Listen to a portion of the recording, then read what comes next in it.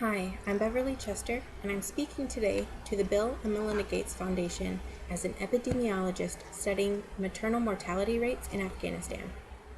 The problem can be defined as Afghanistan has one of the highest rates of maternal mortality in the world due to a myriad of issues, such as the inability to access healthcare, political instability, lack of education, and lack of women's rights.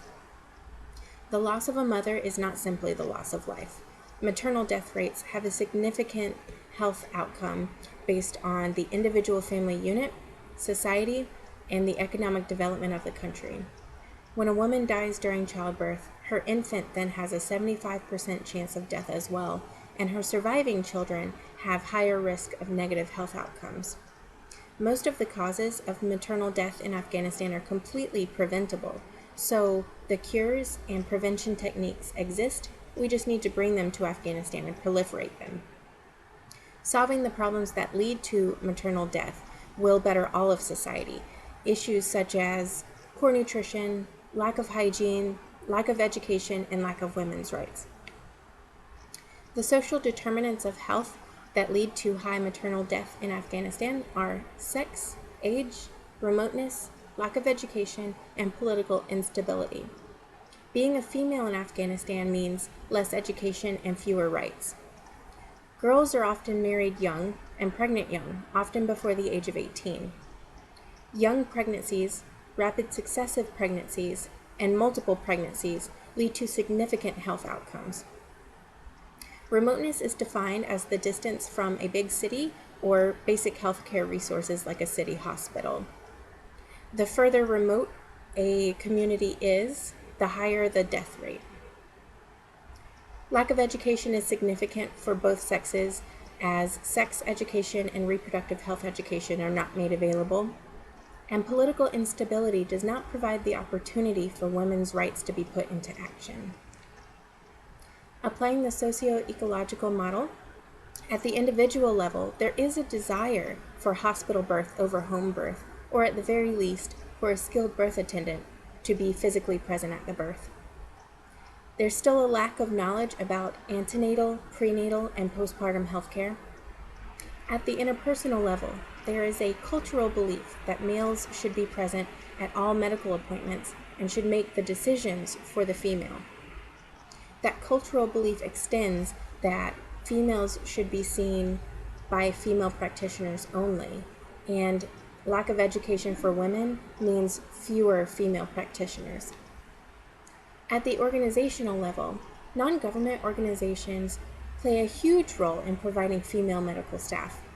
There's still a lack of uniform health reporting and medical reporting system.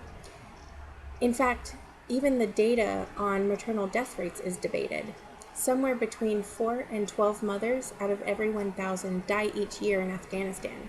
But the numbers between 4 and 12 leaves a huge gap, which just portrays our lack of public health surveillance. At the community level, there are skilled birth attendants present at more births than ever before, but there's a distinct lack of sex education and reproductive health education for both sexes. At the policy level, more girls are enrolled in school, and more women are in careers and political positions than ever before. However, they are the target of attacks, attacks and assassination. One proposed intervention I have is a centralized healthcare center. These healthcare centers would be in the community. They would provide sex education, reproductive health education, and the basic resources that mothers need. The outcome measures will be developed according to baseline data. Data such as, what is the level of education on maternal and child health within the community? What's the mother's ability to receive basic resources, diagnostic services, prescribed treatment, and emergency evaluations?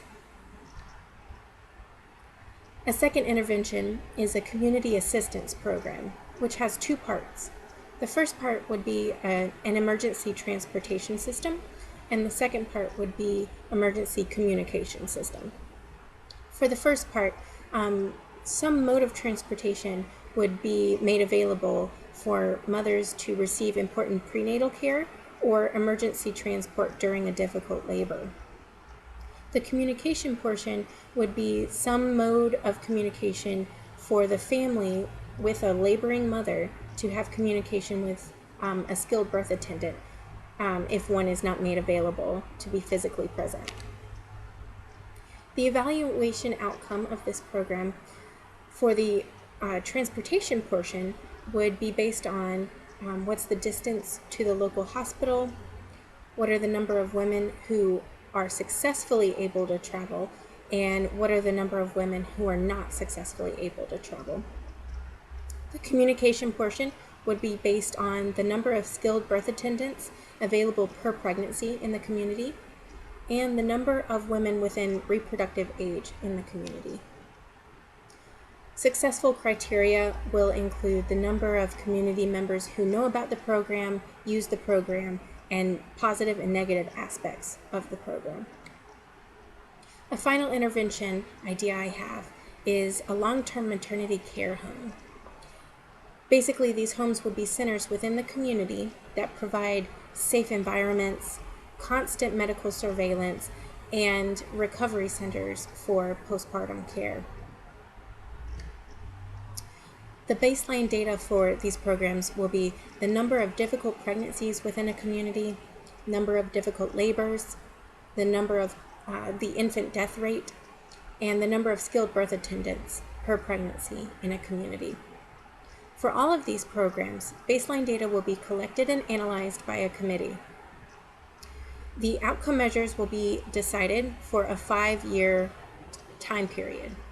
Each year, data will be collected and programs will be modified to better reach the 5-year goal. Barriers to program implementation are social, cultural, religious, and political stigma against women's rights, the cultural desire for privacy.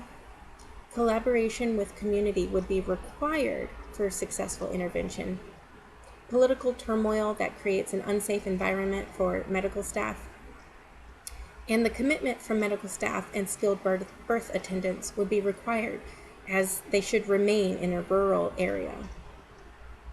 Possible solutions to these issues are time, spending time within the community, spending time with community leaders, and better educating the people on how maternal death rates are negative for the entire society, the community as a whole. Money as an incentive, or just money to bring in better healthcare resources. Strength in numbers, being present, having programs. The more programs that are made available, the more neighboring communities can see the positive aspects and the benefits of these programs. We should target community leaders and speak to them in their cultural significance, that reducing maternal mortality rates is best for the whole society. And obligation contracts for medical staff and skilled birth attendants to provide some kind of incentive for them to remain in the rural areas. The logic model shows the inputs, activities, outputs, and outcomes, but the impact for all 3 activities is the same. We would like to reduce the number of maternal mortalities. We would like to reduce the number of infant mortalities, increase the knowledge and better the attitudes towards maternal health care, and we would like to prevent preventable deaths by bringing the cures and prevention techniques that already exist to the area. Thank you for your time.